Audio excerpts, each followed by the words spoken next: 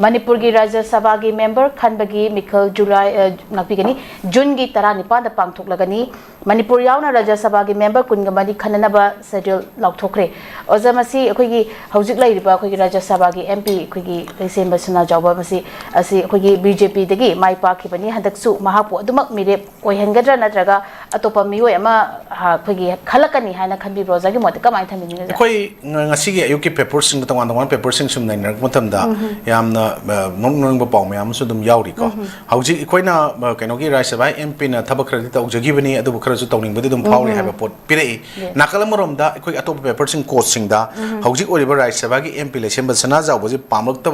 ta wafam sing lakpadagi anoba ma khanna bagi pot ama khanane na ba hawri haba pot ama su dum yauri sidai da hanagi former CM N Biren yauri mogi anoba candidate ki list mo ne pirpa manga gi manung da ko then President River Sada yauri hanagi ex Rajya Sabha gi member MP Babananda yauri then adagi Samuel Apam Permananda ko wome yauri then Lieutenant Colonel Kansam Himalaya hanagi ko Lieutenant Colonel Obirum Pothara ma yauri aduga masigi moi manga se mokoi news ta uji phongli kyam chumba kyam lamba masana pam da hai wafam dana ama oigraga ko sumila le khang adu yauri aduna ekhoi nahan press note ama khak Election Commission of India na madu thador poi matung na hai Manipur yauna Rajya Sabha gi member kunmari khanbagi schedule lauthoki basi madugi potchi maji expire oina rebe potchi Manipur gi su 21/6/2026 saib tari mathangi thagi tai kuma thoida loira baneba ana sigi mamang khanbada ekoi hujiksi kanabu ekoi ne MP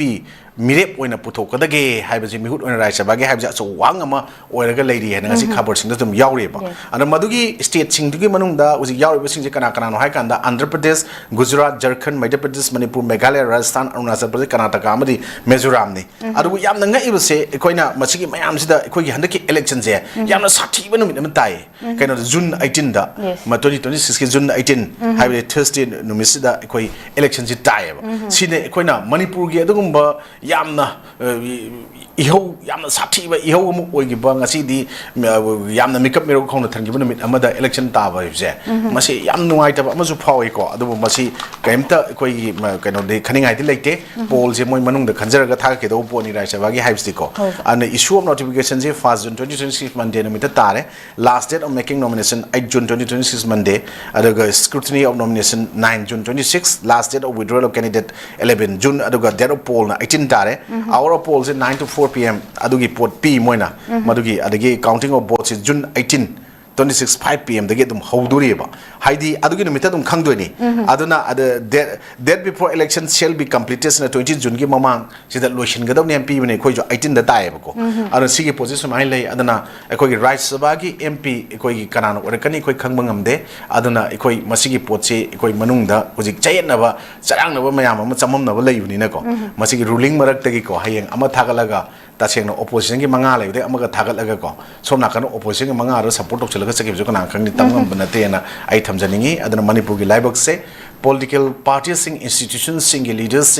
the high tare so called politicians sing na toriba thong sing se makhoi gi political power sing aduga makhoi manungi chamam na ba chena ba mayam dunu su irang sing chilosin na bangam dan leibra phamuna buduna haina projam yam na ngasi launraga lakpa makhoi masen humpu du gak leibada makhoi ani budi legidre ko adu mayam du makhoi humpu mihut en leiba sing sina pukchen kochen tina da ba masa ki community ko puthok na ba torok bo su mayam yauna rakpa then masa ki kendra kaktangi koi mihut en khan ba man ba kar su yorok ba apun ba Manipur gi saktam thukai bi ade apun ba Manipur se ekoi na lawmaker amo oina legislator amo oina elected amo oina democracy pa India da ko 1949 da most of matung da election taroga miyam gi pakolo na miyam gi polum mayam awaba mayam grievances sing si masi ko na bai da khala abani ko haibse kauk thokro mayam na haib tare ko masi gi marakta sasan marakta andro opposition marakta laibidana maram or kanda nga ki fazaba wai wata mayam amana masi gi potse ekoi gi media da thado ga lairaga masi waroshin conflict solution propong amoi habase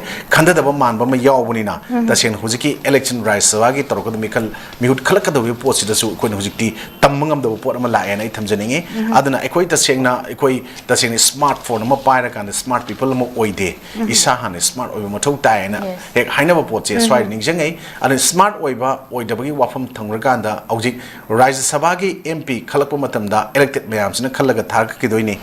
board ruling side gi khalle ha ga ju masi ona tena chaki vi ai na haijeri se masi gi pot se tabada nungai tabi yai chonging ba yai but ꯑꯣꯏꯔꯛꯄ ꯌꯥꯕ ꯑꯣꯏꯕ ꯌꯥꯕ ꯄꯣꯠ ꯑꯃꯗ ꯑꯃꯁꯨ ꯑꯣꯏꯕ ꯌꯥꯏꯅ ꯊꯝꯖꯕ ꯋꯥꯐꯝꯅꯤ ꯑꯩꯒꯤ ꯑꯣꯄꯤꯅꯤꯌꯟ ꯀꯣ ꯁꯨꯝꯕ ꯃꯌꯥꯝ ꯇꯧꯅ ꯂꯩꯕ ꯃꯍꯨꯠꯇ ꯃꯌꯥꯝ ꯄꯨꯟꯁꯤꯟꯕꯤꯔꯀꯥꯟꯗ ꯀꯣꯛ ꯆꯨꯡꯁꯤꯟꯅꯔꯀꯥꯟꯗ ꯂꯩꯕꯥꯛꯀꯤ ꯑꯣꯏꯕ ꯀ꯭ꯔꯥꯏꯁꯤꯁ ꯀꯟꯐ꯭ꯂꯤꯛ ꯃꯌꯥꯝꯁꯤꯡꯁꯦ ꯊꯨꯅ ꯂꯣꯏꯁꯤꯟꯅꯕ ꯍꯣꯠꯅꯈꯤꯕꯅ ꯈ꯭ꯋꯥꯏꯗꯒꯤ ꯆꯥꯎꯕ ꯃꯅꯤꯄꯨꯔꯒꯤ ꯑꯄꯨꯟꯕꯒꯤ ꯁꯛꯇꯝ ꯉꯥꯛꯄ प्रजा मैम नुसी चाना लेमिनबा इरांग थोए पोजे थोंदनबा होनबा यामना पीस लविंग ओइबा मैम अमा मणिपुर मनुंग लेरी कैसु नतबा खुजो खरम योय खुद टेकबा याबा खरना पीस थुगायनबा होनरकांदा लेंगाक शासन याउबिरबा मरि लेंगाक शासन मरि लेनबा मैम अमना कम्पिटिशन ऑथोरिटीज मैम सिंगना येंगा साइलेंस स्पेक्टेटर लरगा मैजे हौबदा दम थाव हाइजन बिफिम तौददे तोपीबना चुम्मीना इस माइ थमजकी